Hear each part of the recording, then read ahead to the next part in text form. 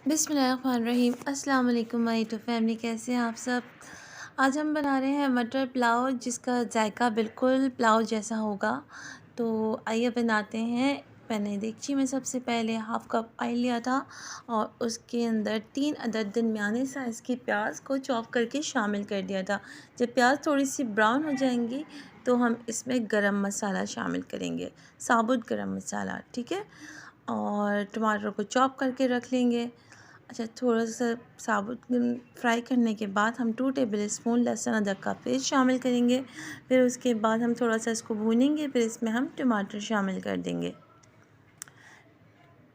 टमाटर शामिल करने के बाद हम मसाले शामिल करेंगे। मसालों में 2 टेबल स्पून मैंने इसमें सॉल्ट शामिल किया था, 1 टेबल स्पून कुटी लाल मिर्च शामिल की थी, 1 टेबल स्पून धनिया और ज़ीरे को भून के उसका पाउडर शामिल किया था और 5 टेबल स्पून दही शामिल की थी।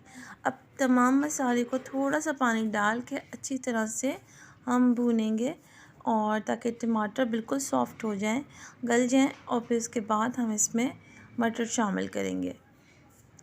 अच्छा, चावल 1 किलो चावल थे और 3 पाव मटर हैं।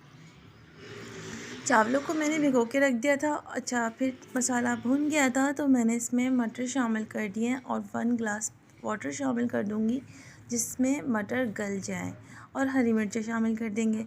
जब मटर गल जाएंगे और फिर हम देखेंगे चेक करके कि जब मटर गल गए हैं तो फिर हम इसमें चावलों का पानी फेंक के वो चावल शामिल कर देंगे, और जितना पानी हमें चाहिए होगा चावलों के लिए पकने के लिए उतना हम शामिल करेंगे। पानी में नमक चेक कर लीजिएगा।